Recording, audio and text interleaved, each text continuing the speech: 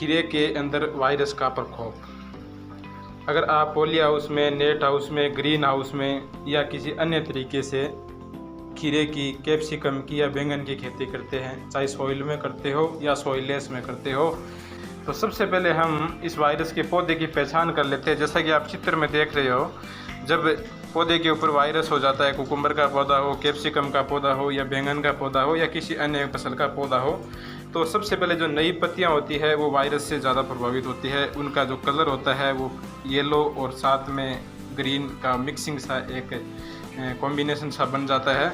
जो पत्तियां होती है काफ़ी कठोर हो जाती है और पौधा जो होता है, इंटरनोड्स काफ़ी छोटे छोटे हो जाते हैं और पत्तियां, जो नई पत्ती आनी है वो बिल्कुल बंद हो जाती है। पौधे की बढ़वार जो है बिल्कुल बंद हो जाती है, आप देख सकते। लेकिन वायरस की वजह से ये ऊपर का जो भाग होता है, शीर्ष भाग होता है पौधे का, वो बढ़वार होने से रुक जाता है और नई बढ़वार नहीं होती है। तो आपको इस प्रकार से ये ऊपर के भाग को बिल्कुल बढ़वार होने से रोक देता है। तो आपको इस प्रकार के पौधे की बिल्कुल पहचान हो जानी चाहिए कि ये पौधा जब भी आपको फील्ड के अंदर मिले तो ये एक वायरस का पौधा है और इसका तुरंत नियंत्रण होना ज़रूरी है। तो वायरस के पौधे की सबसे पहले आप एकदम पहचान कर लीजिए। ये बिल्कुल वायरस के पौधे की पहचान। फलों पर भी इसका प्रभाव देखने को मिल सकता है। अगर पौधा बड़ा हो जाता है उसके बाद वायरस का आक्रमण होता है तो फल भी, जो कुकुम्बर के जो फल होते हैं वो इस तरह से आपको क्वालिटी बेकार नज़र आती है। जो कैप्सिकम का पौधा होता है उसके ऊपर भी ये वायरस देखा जा सकता है। इसके कारण मुख्य रूप से जो पौधे का शीर्ष भाग होता है, जहाँ से नई पत्ती निकलती है, वो बिल्कुल नई पत्ती निकलनी बंद हो जाती है। आपको ऐसा कोई भी पौधा मिले जिसमें नई पत्ती आनी बंद हो गई है तो आप उसको गौर से देखें, हो सकता है कि वो वायरस का पौधा ही हो। उसको तुरंत फील्ड से निकाल के हम जान लेते हैं कि वायरस होता है वो किस किस कारणों से फैलता है।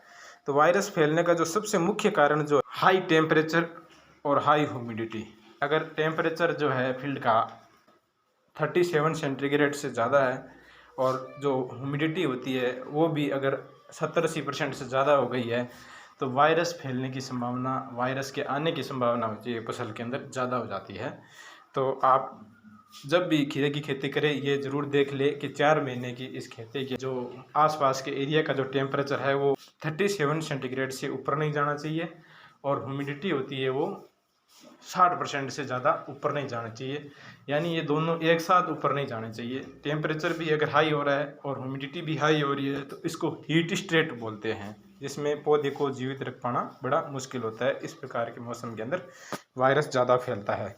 जैसे आप पंजाब की बात करें तो जून जुलाई का जो महीना होता है उस समय यहाँ पैडी की बुआई होती है, तो यहाँ पर ह्यूमिडिटी भी ज़्यादा होती है और टेम्परेचर भी ज़्यादा होता है। तो जून जुलाई और अगस्त का महीना खीरे की खेती नहीं करनी चाहिए उस समय। तो अन्य जो कारण है उसमें अगर पॉली हाउस के जो एंट्री गेट होते हैं उसको क्लोज नहीं करते हो तो इस प्रकार के जो कारण होती है उससे भी वायरस और इंसेक्ट पेस्ट आपके पॉली हाउस में ज़्यादा होने का ये कारण होता है। वाइट फ्लाई होती है जो इसका सबसे मुख्य कारण होता है वायरस को फैलाने में।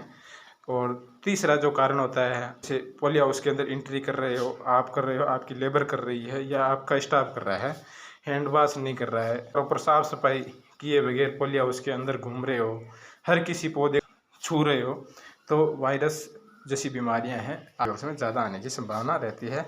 और एक जो चौथा कारण इसमें हमने बताया है कि अगर पॉली हाउस और नेट हाउस की जो सीट होती है वो फटी हुई है, उसकी रिपेयरिंग नहीं हो रही है, बाहर से इंसेक्ट अंदर आ रहे हैं, तो भी वायरस फील्ड के अंदर अन्य खेतों की अपेक्षा से जल्दी आएगा।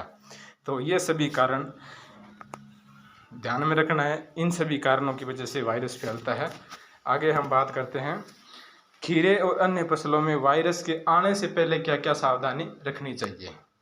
तो सबसे पहली सावधानी यही है कि पॉली हाउस और नेट हाउस में जब भी प्रवेश करें अपने हाथ और पैरों को साबुन से या किसी डिटॉल से ठीक तरह से साफ करके उसके बाद अंदर प्रवेश करें, ताकि आपके साथ रोग और कीटों का प्रवेश पॉली हाउस में नहीं हो। नंबर 2, कम से कम लोगों को पॉली हाउस और नेट हाउस के अंदर प्रवेश की अनुमति दीजिए।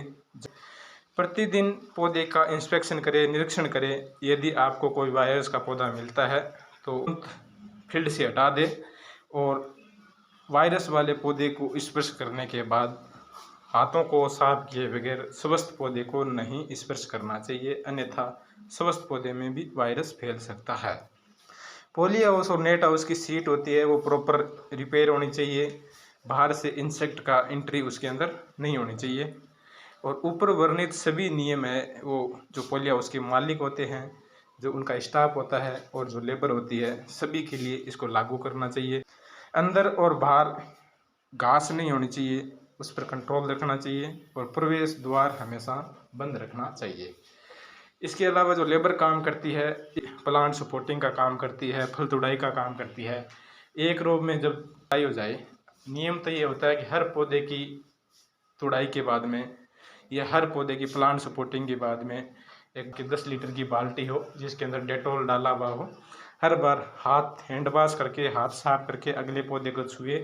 लेकिन अगर ऐसा पॉसिबल नहीं होता है तो आप एक बेड का पूरा काम करने के बाद में अगली बेड में जाने से पहले अपने लेबर को आदेश दे, आप खुद भी इस बात को माने कि हमेशा डेटॉल की जो बाल्टी, जहाँ पर डेटॉल गुड़ा हुआ मिलेगा 10 लीटर की बाल्टी, आप पोलिया उसके अंदर रखें और हर बार हाथ उसमें से धो के अगली बेड के पौधे को स्पर्श करें या अगली बेड के पौधे पर कार्य शुरू करें, ताकि ये वायरस के फैलने की जो संभावना है वो कम से कम हो जाए।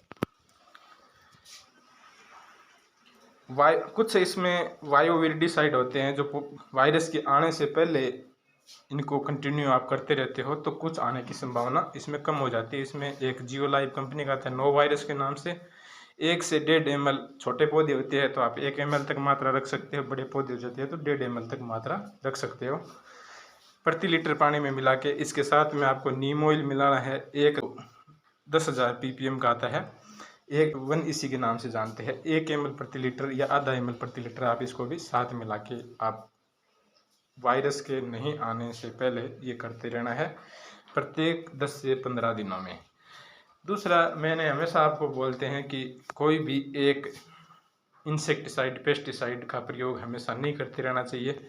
तो आपके पास दूसरा ऑप्शन जो है वो आप दूसरे ऑप्शन के रूप में आप एक परफेक्ट जो आता है, इसको आप पौधे की एक अच्छी इम्यूनिटी बूस्टर बोल सकते हो। आप पौधे के अंदर इम्यूनिटी का काम करता है ये, ताकि वायरस से जो स्वस्थ पौधे पर कम से कम आक्रमण कर सके। तो इसकी जो मात्रा होती है 1 ml प्रति लीटर पानी के साथ में आप मिलाइए, साथ में 1 ml इसमें नीम ऑयल मिलाइए और एक स्प्रे आप नो वायरस का, एक स्प्रे परफेक्ट प्लस नीम ऑयल का आप कर दीजिए। जो प्लांट होते हैं, नए पौधे होते हैं, उसमें वायरस की अटैक आने की संभावना कम हो जाती है। दिनों में एक स्प्रे आप उसका रख लीजिए, एक इसका रख लीजिए आप 10 से 15 दिनों के अंतराल में। जब आपकी फसल में वायरस नहीं आ रखा होता है उस समय आप इसको करते जाइए, ताकि वायरस के आने की संभावना कम हो जाएगी। एक एंटी वीरिडिसाइड के अंदर नैनो सिल्वर हाइड्रोजन पेरोक्साइड आता है, जिसका भी आप 1 से 1.5 ml मात्रा प्रति लीटर पानी में मिला के स्प्रे कर सकते हो। कुछ मात्रा में इसमें सिल्वर होने की वजह से, नैनो सिल्वर होने की वजह से ये वायरस को भी कंट्रोल करता है। तो आप इसको खड़ी फसल में 1 से 1.5 ml प्रति लीटर पानी के साथ मिला के वायरस के आने से पहले और वायरस के आने के बाद भी आप स्प्रे कर सकते हो। बाकी बात इसका ध्यान रखें, जिस पौधे पर वायरस हो जाता है वो ठीक नहीं होता, उसको तुरंत खेत से निकाल के आगे अन्य पौधों पर वायरस नहीं फैले। और जो हमारे पौधे स्वस्थ बचे हैं उनको हमें इन रोकथामों के जरिए वायरस को होने से बचाना है। रोकथाम, प्रतिदिन फसल का निरीक्षण करें, हमेशा अपने पॉली हाउस में एक बार सुबह सुबह जरूर घूमें, सभी पौधों को ध्यान से देखें और अगर कोई वायरस का पौधा पाया जाता है उसको तुरंत निकाल के मिट्टी में दबा दें, क्योंकि ये ठीक होने वाला नहीं है। वायरस के पौधे को स्पर्श करने के बाद हाथ को साफ किए बगैर स्वस्थ पौधे को नहीं छूना है। और सफ़ेद मक्खी जो होती है वो वायरस को फैलाने में मेन भूमिका निभाती है। सफ़ेद मक्खी को हमेशा नियंत्रण में रखना है। उसके लिए जो ट्रीटमेंट होते हैं, उसके जो इलाज होते हैं, जो उसका हमने अलग से एक वीडियो बनाया हुआ जिसका लिंक डिस्क्रिप्शन में दिया हुआ है, उसको आप एक बार देख के हमेशा अपने स्टाफ को ये इंस्ट्रक्शन दें कि एक लाइन में घूमने के बाद या एक पौधे को छूने के बाद में अपने हाथों को साफ करके अगली लाइन में अगली बेड के पौधों का निरीक्षण करें, अगली बेड के पौधों को छुए। हमेशा एंट्री करने से पहले अपने हाथों को साफ रखें। यही उपाय है जो अपनी फसल को वायरस से बचा सकती है। तो आपको ये वीडियो से काफ़ी अच्छी जानकारी प्राप्त हुई होगी, ऐसी आशा है हमारी। हम इस चैनल पर केवल वही जानकारी शेयर करते हैं जो पहले हम खुद करते हैं और फिर आम किसानों तक ये जानकारियाँ शेयर करते हैं।